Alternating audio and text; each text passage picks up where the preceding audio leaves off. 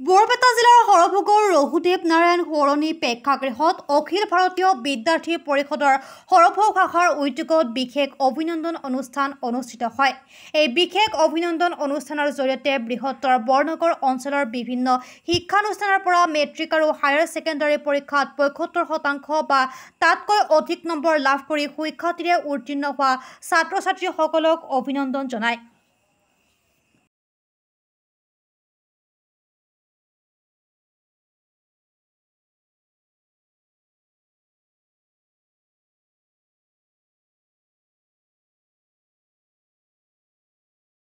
অভিভাৱক প্ৰজন্মটো যাতে নিজৰ মাটিৰ লগত সম্পৰ্কিত হৈ থাকে, ভেটিৰ লগত সম্পৰ্কিত হৈ থাকে, তাৰ কাৰণে আমি চেষ্টা কৰিব লাগিব। আৰু একে সময়তে কেৱল মাত্ৰ সামাজিক দায়িত্বৰ কথাটো আমি আঁতৰাই থাকিলেও নিশ্চিতভাৱে নহ'ব। ব্যক্তি নিৰ্মাণৰ যিটো বিষয় যে নিজকে প্ৰতিষ্ঠা কৰাৰ কাৰণে আজি যিটো প্ৰতিযোগিতামূলক পৰিৱেশ, সেই প্ৰতিযোগিতামূলক পৰিৱেশত আগবাঢ়ি যোৱাৰ কাৰণে আজি কিন্তু বিভিন্ন বিষয়ত গোটেই যেতিয়া তথ্য প্ৰযুক্তি এটা বিশেষ পৰ্যায় পাইছে, সেইখিনি সময়ত কিন্তু আজি আমাৰ ছাত্ৰ ছাত্ৰীসকলে গোটেই পৃথিৱীতে এটা উল্লেখযোগ্য অৱস্থান গ্ৰহণ কৰিবলৈ সক্ষম হৈছে। আজি চিলিকন ভেলীতো ভাৰতবৰ্ষৰ ছাত্ৰ ছাত্ৰী বা তাৰ পঢ়া শুনা কৰি প্ৰতিষ্ঠা হোৱা আমাৰ যুৱক যুৱতীৰ প্ৰাধান্য আছে। গতিকে তেনেধৰণৰ উদাহৰণসমূহ আমি লৈ আমাৰ সমাজখনত থকা তেনেধৰণৰ উদাহৰণসমূহ লৈ আমাৰ দেশখনত থকা তেনে উদাহৰণসমূহ লৈ আমাৰ ছাত্ৰ ছাত্ৰীসকলে আগবাঢ়িব লাগিব।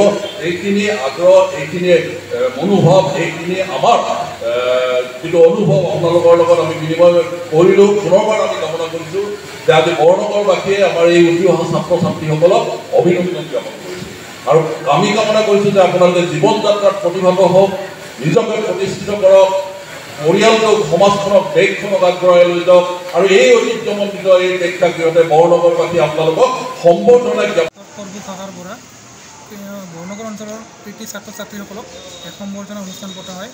উক্ত অনুষ্ঠানত উপস্থিত থাকে অসম ৰাজ্যিক কৃষি বিপণন পৰিষদৰ অধ্যক্ষ মাননীয় মনোজ বৰুৱা ডাঙৰীয়া, বৰপেটা নগৰ উন্নয়ন নিগমৰ অধ্যক্ষ মহেন্দ্ৰ দাস ডাঙৰীয়া, অসম প্ৰশাসন পৰিষদৰ সচিব মাননীয় প্ৰমোদ কলিতা ছাৰ উপস্থিত থাকে, আৰু আমাৰ কাৰ্যকৰ্তাসকল আৰু মৰমৰ ছাত্ৰ ছাত্ৰী আৰু অভিভাৱক।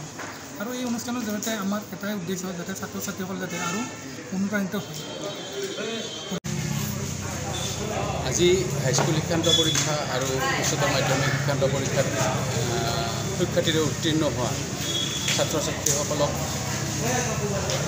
অভিনন্দন জনোৱাৰ নিমিত্তে আজি যি আমন্ত্ৰণ কৰিছিলে অখিল ভাৰতীয় বিদ্যাৰ্থী পৰিষদে, তাৰ বাবে মানে তেখেতসকলক প্ৰথমে মই ধন্যবাদ জ্ঞাপন কৰিছোঁ।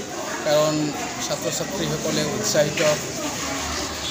উৎসাহিত কৰিবৰ কাৰণে এয়া এটা প্ৰথম পদক্ষেপ। কাৰণ আজি ছাত্ৰ কাইলৈ দেশৰ ভৱিষ্যত, আৰু সেই উদ্দেশ্য আগত ৰাখি অখিল ভাৰতীয় বিদ্যাৰ্থী পৰিষদে প্ৰতিটো বছৰে এনেকুৱা অনুষ্ঠান পাতি আহিছে, ছাত্ৰ ছাত্ৰীসকলক উৎসাহিত কৰাৰ কাৰণে আৰু লগতে ভৱিষ্যত প্ৰজন্মক আগবঢ়াই অনাৰ কাৰণে, অনুপ্ৰেৰণা যোগোৱাৰ কাৰণে যি এই আজি কাৰ্যসূচী হাতত লৈছিলে, সঁচাকৈ শলাগিবলগীয়া। কাৰণ ইয়াত বিশেষকৈ ৭৫% নম্বৰ পোৱা, তাৰ ঊৰ্ধত পোৱাখিনিক আমন্ত্ৰণ জনাইছিলে, আৰু প্ৰায় ১৪০জন ছাত্ৰ ছাত্ৰী আজি উপস্থিত আছিলে। আৰু সকলো অভিভাৱক অভিভাৱিকাসকলেও তেখেতসকলক লৈ আহিছিলে। আৰু লগত আমাৰ যিহেতু অখিল ভাৰতীয় বিদ্যাৰ্থী পৰিষদৰ লগত জড়িত উচ্চ স্তৰৰ বিষয়ববীয়াসকল আহিছিলে, আৰু আমাৰ লোকেল কমিটিৰো যিসকল বিষয়ববীয়া ইয়াত আছে, কাৰ্যকৰ্তা আছে, সকলোৱে লাগি ভাগি অনুষ্ঠানটো সুকলমে পাৰ কৰোৱাৰ বাবে অশেষ ধন্যবাদ।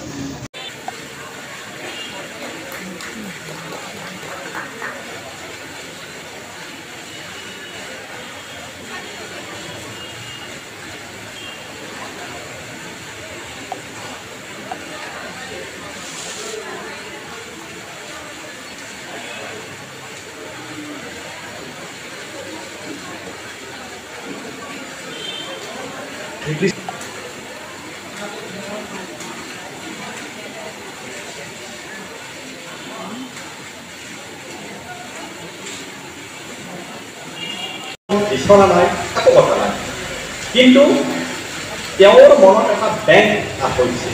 যে আপোনাৰ এটা একাউণ্ট হৈছে, সেইটো ফেভাৰ বেংক বুলি কৈছে, যে আপোনাৰ ফেভাৰ বেংকত এটা একাউণ্ট সেইটো মানুহৰ নামত হৈছে, যাক আপুনি উপকাৰ কৰিছে, আৰু এই ফেভাৰ বেংকত আপোনাৰ কিছু একাউণ্ট হৈ গৈছে। আমি আমাৰ ব্যক্তিগত জীৱনত এই ফেভাৰ বেংকত যিমানেই জমা কৰোঁ সিমানেই আমি ধনী হৈ গৈ থাকিম, সিমানেই সদিচ্ছা হৈ গৈ থাকিম। আমি আমাৰ উঠি অহা ছাত্ৰ ছাত্ৰী আৰু অভিভাৱকসকলকো এটা কথা কওঁ যে আপোনালোকে আপোনালোকৰ সন্তানক এই ফেভাৰ বেংক গঢ়াৰ কাৰণে উৎসাহিত কৰক। তেওঁলোকৰ ৰিজাল্ট হ'ব, কিন্তু সেই ৰিজাল্টৰ পৰা, সেই উৎসাহৰ পৰা মানুহৰ প্ৰতি ভাল আচৰণ কৰিব, মানুহক সহায় কৰিব, আৰু এই সহায়ৰ ফলত সেই মানুহটো যাক সহায় কৰিছে তেওঁৰ মনত এটা ধাৰণা হ'ব, সেই মানুহজনৰ প্ৰতি এটা গুডউইল, সদিচ্ছা হ'ব। আৰু এই সদিচ্ছাটো হৈছে যেনেকৈ বেংকত আমাৰ টকা থাকে, সেইটো সদিচ্ছাৰ এটা একাউণ্ট। এই ফেভাৰ বেংক যিমানে হৈ গৈ থাকিব সেই সময়লৈকে, আমাৰ বৃদ্ধ বয়সলৈকে আমি আমাৰ একাউণ্টত বহুত ধনী হৈ গৈ থাকিম। আমি আমাৰ জীৱন জীৱিকা চলি থাকিব, ইয়াৰ পৰা গৈ আমি জীৱিকাৰ কাৰণে দৌৰিব লাগিব, বেলেগ কাম কৰিব লাগিব।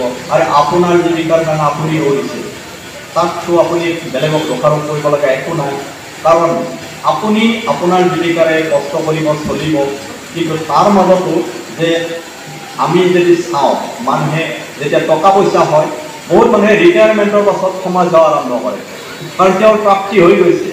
হৈ যোৱাৰ পাছত যে ৰিটায়াৰমেণ্ট হৈ গৈছে, এতিয়া সভা সমিতি কৰি পেলাই মই আৰু সমাজ সেৱা কৰিম। কিন্তু সেইটো সমাজ সেৱাৰ মই ধাৰণাটো ক'লোৱেই, যে সমাজ সেৱাৰ ধাৰণাটো যে মই নিজে ভালে আছোঁ, মই ভেটি নোহোৱাকৈ সকলো কাম কৰি দিছোঁ, মই যিজন মানুহ আহিছে তেওঁক সহায় কৰিছোঁ, এইটো সহায়ৰ ফলত আমাৰ সমাজ সেৱাও হৈ গৈছে নিজে নিজে, আৰু আমাৰ ফেভাৰ বেংকত জমাও হৈ গৈছে,